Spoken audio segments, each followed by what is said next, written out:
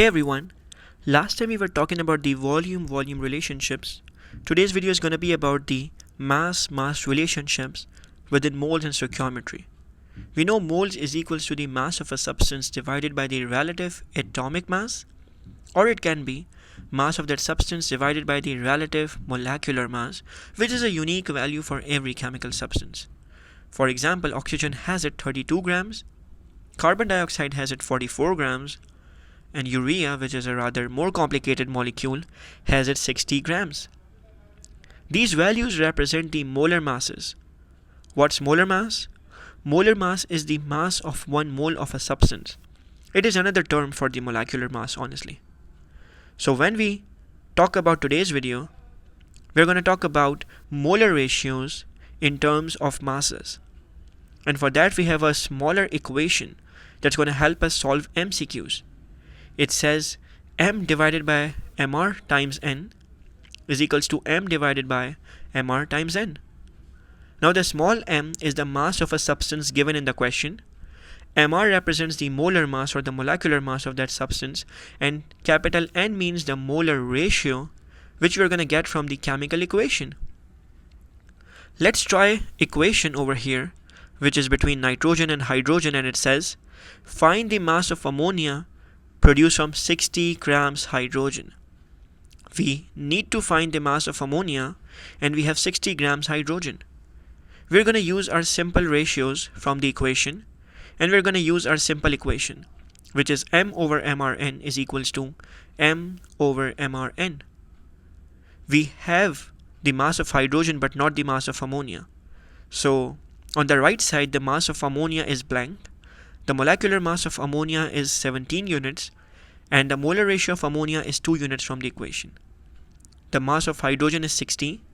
The mr, which means the molecular mass of hydrogen, is 2, and the molar ratio is 3. When we solve this, we get to know that the mass of ammonia comes out to be 60 times 17 divided by 3. It comes out to be 340 grams. It's a rather easier method to solve MCQs because we don't have to show the calculations over there. For example, in this equation, it says what mass of calcium carbonate needs to decompose to release 3.3 grams carbon dioxide gas. Now we don't have the mass of calcium carbonate, but we have the molar ratios and we have the mass of carbon dioxide. We use our simple formula and we're going to put the values from the question. The mass of carbon dioxide is 3.3 grams. The molecular mass is 44, and the molar ratio for carbon dioxide is 1. Similarly, mass of calcium carbonate is missing. The molecular mass of calcium carbonate needs to be calculated first. So it's 1 atom of calcium plus 1 atom of carbon and 3 atoms of oxygen. So it turns out to be 100. And the molar ratio for calcium carbonate is also 1.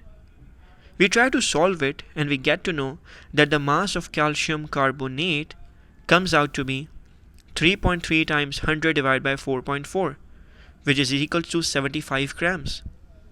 So simple, right? Let's try one more equation over here, and it says what mass of SO3 gas is produced when 30 gram oxygen is used. A 80 grams, B 160, C 200, and D 150 grams. So we need to find the mass of SO3, and we have 30 grams oxygen. We need the simple formula that we talked about right now. We're going to use it to find the answer. So the mass of oxygen divided by the molecular mass, which is 32, and the molar ratio is 1 because nothing was written before it. The mass of SO3 is missing. The molecular mass of sulfur trioxide is going to be 1 sulfur plus 3 oxygens. So it's 80. 80 times the molar ratio, which is 2. So it turns out to be the mass of SO3 gas is equals to 150 grams.